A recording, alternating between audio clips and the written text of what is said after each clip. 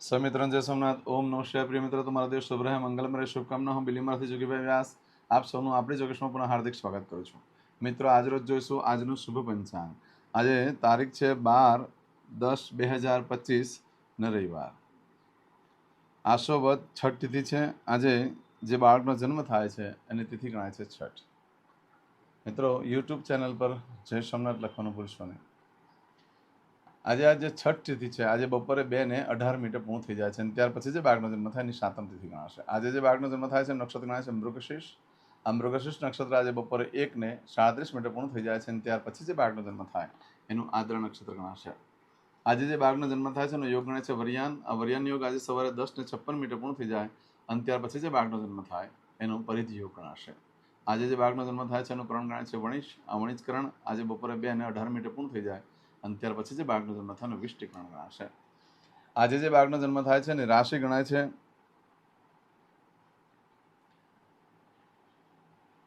વૃષભ. વૃષભ રાશિની અંદર અક્ષર આવે છે બ બહુ. વૃષભ રાશિનો સ્વામી શુક્ર ગણાય છે. પરંતુ મિત્રો, આજે રાશિ બદલાય છે, ધ્યાન રાખજો. આ વૃષભ રાશિ આજે મળસ્કે 2:25 પૂર્ણ થઈ જાય છે. આજે મળસ્કે 2:25 પછી જે બાળકનો જન્મ થાય એની મિથુન રાશિ ગણાશે. મિથુન રાશિની અક્ષર આવે છે કચ્છ ગ. મિથુન રાશિનો સ્વામી બુદ્ધ છે. આ મિથુન રાશિ આજે મળસ્કે 2:25 શરૂ થઈ 14 તારીખે સવારે 5:59 પૂર્ણ થાય છે. એટલે ત્યાં સુધી જે બાળકોના જન્મ થાય બધાની રાશિ મિથુન ગણાશે. આ રાશિ તિથિ વાર નક્ષત્રો કરણનું બહુ જ મહત્વ છે. એની ચોક્કસ પ્રમાણે પૂજા વિધિ કરી લો. આજે જે કોઈ મારા સબસ્ક્રાઇબ મિત્ર એ અમારા ઘર પરિવારમાંથી કોઈ પણ સદસ્યની વર્ષગાંઠ છે યા મેરેજ એનિવર્સરી છે એ બધાને મારી ઘણી ઘણી શુભકામના. તમારા જીવનમાં ખૂબ પ્રગતોન્નતિ થાય. ભગવાન શંકર તમારી બધી મનોકામના હું કરે. આજે સવારમાં ઉઠી આજનું સુગન કરી લેશો તો આખું વર્ષ તમારું સુંદર રીતે વ્યતીત થશે.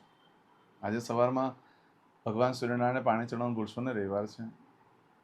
આજે જે કોઈ મારા સબસ્ક્રાઇબ મિત્રમાં ઘર પરિવારમાંથી કોઈ પણ સદસ્ય કોઈ ઇન્ટરવ્યૂ આપવા જઈ રહ્યા છે, કોઈ નોકરી ધંધા માટે જરૂર છે, કોઈ પરીક્ષા આપવા જરૂર છે, આજે કોઈ યાત્રા પ્રવાસ માટે જરૂર છે, કોઈ જાન લઈને જરૂર છે, કોઈ વિદેશમાં જરૂર છે, ઓપરેશન હોય, કોઈની ડિલિવરી હોય, કોઈની સગાઈ, કોઈની છઠ્ઠીની પૂજા હોય, હવે કોઈ પણ કાર્ય તમે કરવા જઈ રહ્યા હોય તો એ કાર્યમાં તમને દિવસ સફળતા પ્રાપ્ત થાય. હું સોમનાથ દાદાને પ્રાર્થના કરું છું આજના દિવસે જે કોઈ કાર્ય કરવા માટે તમે નીકળી રહ્યા છો તો આજનું સુકન કરીને નીકળો, સારી સફળતા મળશે.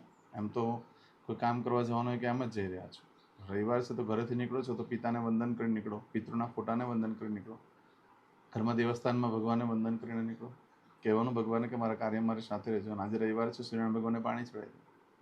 આજે રવિવાર છે, ગાયને ઘાસ ખવડાવો અથવા ગાયને જવ ગોળને પાણી મિક્સ કરીને ખવડાવી દો. એનાથી પિતૃ ઋણમાંથી મુક્તિ મળે છે અને ગ્રહ દોષમાંથી પણ મુક્તિ મળે અને યશ કીર્તિ અને પ્રતિષ્ઠા પ્રાપ્ત થતી હોય છે.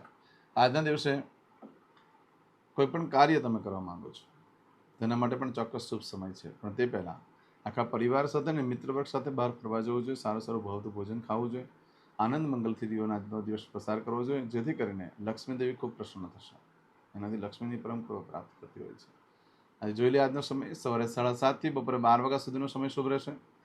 એ જ રીતે બપોરે 1:30 થી બપોરે 3 વાગ્યા સુધીનો સમય શુભ રહેશે. સાંજે 6 થી રાત્રે 10:30 વાગ્યા સુધીનો સમય શુભ રહેશે.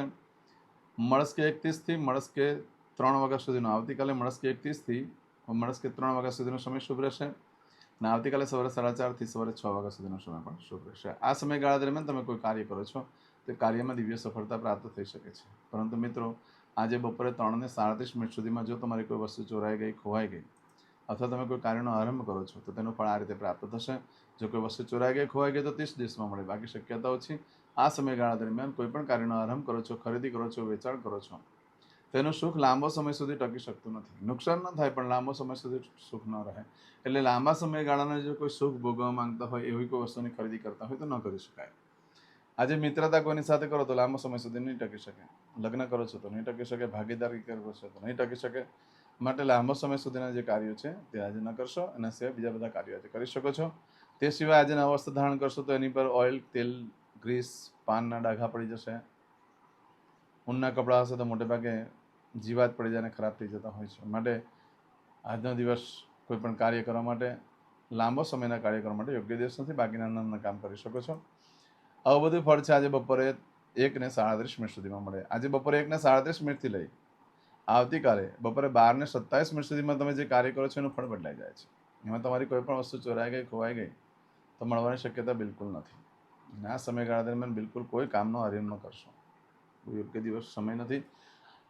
મોટે ભાગે કોઈ કામ કરશે ને તો ગરીબી આવશે, દુઃખ આવશે, તકલીફો આવશે, બધા આયોજનોનું વ્યર્થ થશે. કોઈ કાર્ય કરવા માટે યોગ્ય સમય નથી આજનો દિવસ. આજે જો કોઈ કાર્ય કરવું હોય તો ભગવાન શંકરની ઉપાસના, મહાદેવની ઉપાસના, કારણ કે આદ્રા નક્ષત્ર છે ભગવાન શંકરનું છે. આજે નવા વસ્ત્ર પણ ધારણ કર્યા તો દેવાદાર થઈ જશો, ઉઘરાણીવાળા આવીને ઘરે ઉભા રહી જશે, મોટી જુગારમાં આફત આવી શકે. શેર સટ્ટાનું કામ કરતા હોય ભૂલમાં પણ નવા વસ્ત્ર ધારણ ન કરશો, મોટી તકલીફ આવી પડે. એટલે આજે બપોરે 1:27 લઈ 1:37 લઈ આવતીકાલે બપોરે 12:27 સુધીમાં કોઈ પણ કાર્ય કરવા માટે યોગ્ય સમય નથી ભગવાન શંકરની ઉપાસના આરાધના સિવાય. આવતીકાલે સવારે મળશે કે ભગવાન શિવની ઉપાસના કરો, બધા જ પાપમાંથી મુક્તિ મળી શકે છે. આજે કરશો આજનો સંકલ્પ. ચમચીમાં પાણી લઈ લો. અદ્યતન માસનમ માસોત્તમ પરમ પવિત્ર અશ્વિન માસે શુભ કૃષ્ણ પક્ષ ષષ્ઠીમ્યાયામ ભાનુવાસન વિત્તાયામ. હવે દરેક જણા પોતાનું સાચું નામ બોલી દો. તમારું ગોત્ર ખબર હોય તો ગોત્ર બોલી દેવાનું. પછી બોલવાનું છે અહમ મમ આત્મન શ્રુતિ સ્મૃતિ પુરાણોક્ત પુણ્ય ફલ પ્રાપ્તિ અર્થમ અપ્રાપ્ત લક્ષ્મી પ્રાપ્તિ અર્થમ પ્રાપ્ત લક્ષ્મી ચિરકાલ સૌ રક્ષણાત્મક લોકેવા સભાયામ રાજદ્વારે વ્યાપારે વિદ્યા અભ્યાસે દેશે વિદેશે સર્વત્ર યશ કીર્તિ વિજય લાભાદિ પ્રાપ્તિ અર્થમ મમ અખિલ કુટુંબસ્ય આયુ આરોગ્ય ऐश्वर्यादि प्राप्ति अर्थम मम जन्म समय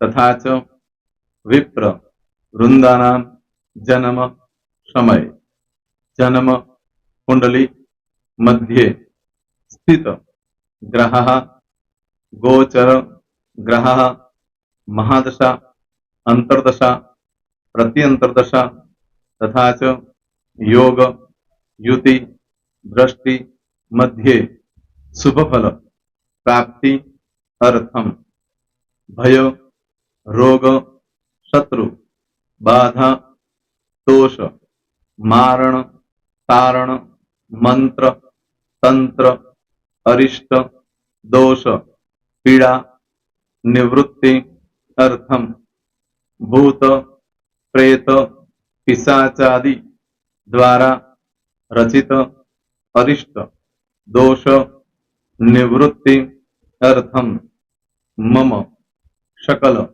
मनवांछित फल. તમારા મનમાં જે કઈ ઈચ્છા હોય તે બોલી જવાનું.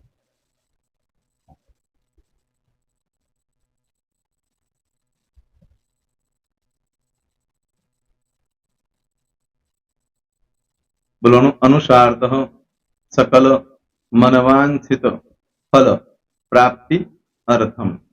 હવે જે બરકતની પૂજા વાળા છે એ લોકો તો આ બધું બોલવાનું જ હોય છે, એ લોકો માટે કોઈ સ્પેશિયલ નથી. પણ જે લોકોએ હવે જે કહું છું તે લોકોએ જ બોલવાનું, જેના લગ્ન થઈ ગયા હોય એ લોકોએ બોલવાનું છે.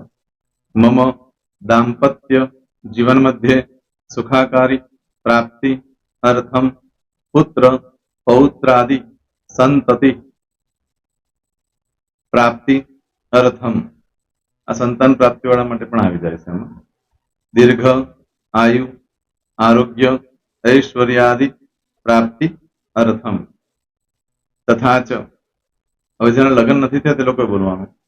મમ જટટી વિવાહ યોગ પ્રાપ્તિ અર્થમ વિવાહ પશ્ચાત દાંપત્ય જીવન મધ્યે સુખાકારી પ્રાપ્તિ અર્થમ. હવે જે લોકોને સંતાન પ્રાપ્તિ નથી, જે લોકોને સંતાન પ્રાપ્તિ છે કરવી છે એ લોકોએ બોલવાનું.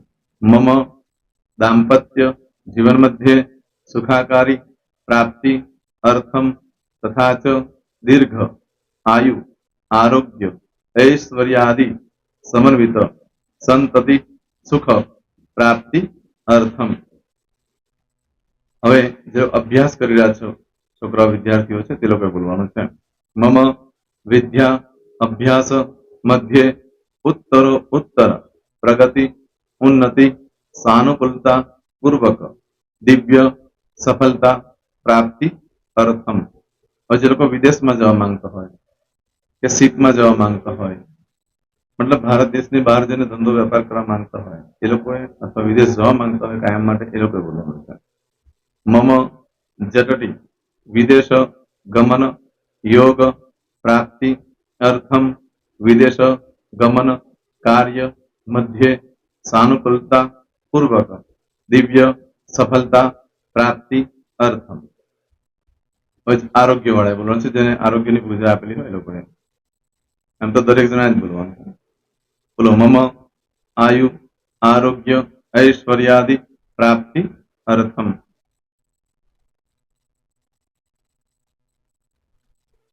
હવે દરેક જણા બોલવાનું. સકલ મનવાંછિત ફલ પ્રાપ્તિ અર્થમ અદ્ય દિને પ્રધાન દેવતાનામ નિત્ય દિન અનુસાર્ધ પૂજન અર્ચન કર્મણિ અહમ કરીશ્યે. પાણીવાળી થાળીમાં પાણી મૂકી દેવાનું છે. હવે તમારી બધી પૂજા જે મેં આપેલી છે એ પૂજા થઈ જાય, અથવા તો તમે રોજ પૂજા કરતા છો, મારી પાસેથી નથી લઈ ગયા, એ પૂજા થઈ જાય પછી ફરી પાછી ચમચીમાં પાણી લેવાનું. અહીંયા વિડીયોને સ્ટોપ કરી દેવાનું. પૂજા પતે એટલે પાછું આગળનું કરવાનું છે. અહીંયા વિડીયો સ્ટોપ કરી દેવાનો અને પૂજા પતે એટલે બોલવાનું છે. વિષ્ણવે વિષ્ણવે વિષ્ણવે નમો નમઃ.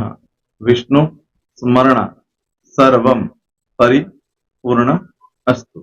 એતાની ગંધ પુષ્પ ધૂપ દીપ નૈવેદ્ય તાંબૂળ દક્ષિણા પ્રદક્ષિણા સહિત પ્રણુ મમ સકલ મનવાંછિત ફલ પ્રાપ્તિ અર્થમ પૂજન અર્ચન પ્રિયતાન નમમ. પાણી મૂકી દેવાનું, પાછું પાણી લેવાનું. પૂજન અર્ચન બ્રહ્માર્પણમસ્તુ. નીચે જમીન પર પાણી મૂકો, એમાં આંગળી ઘસી કપાળમાં તિલક કરી દો. કપાળમાં જમીન પર પાણી મૂક્યું છે એમાં. ત્યાર પછી ભગવાનને કહેવાનું કે હે પ્રભુ, આજે પૂજા કરતા કોઈ પણ પ્રકારની ભૂલચૂક થઈ ગઈ હોય તો અમને ક્ષમા કરજો. અમે તમારા બાળક છીએ. પ્રભુ, તમારો ખૂબ આભાર માનું છું. આજે મારી પાસે તમારી પૂજા કરાવી, મારી મનોકામના પૂર્ણ કરી. પ્રાર્થના કરી દો. જગ્યા પરથી ઉભા થઈ શ્રીનારાયણ ભગવાનને પાણી ચડાવી દો અને નિત્ય કર્મ જે કરતા હોય તે કરો. જય શ્રી. તમારો દિવસ શુભ રહે. તમે અને તમારો પરિવાર સુખી રહે, સંપન્ન રહે, સુરક્ષિત રહે, એ ભગવાન સોમનાથ દાદાને પ્રાર્થના. તો મિત્રો, તમે મારા વિડીયોને લાઈક ના આપી હોય તો સૌથી પહેલા લાઈક આપી દો. અને ત્યાર પછી જો તમે મારી આ ચેનલ સબસ્ક્રાઇબ ન કરી હોય તો સૌથી પહેલા સબસ્ક્રાઇબ કરી લો અને બેલ આઇકોન ઓલ પર ક્લિક કરવાનું ભૂલશો નહીં, જેથી કરીને સૌથી પહેલા નવી વિડીયો જે કંઈ મૂકું એ તમને મળે. મિત્રો, કંઈ પણ મૂંઝવણ હોય તો મને આ નંબર પર તમે ફોન કરીને પૂછી શકો છો. મારો મોબાઈલ નંબર છે 9825546459. મિત્રો, કોમેન્ટ્સમાં જય સોમનાથ લખવાનું ભૂલશો નહીં. ફરી પાછા નવા વિડીયો સાથે મળીએ. ત્યાં સુધી સૌને જય સોમનાથ.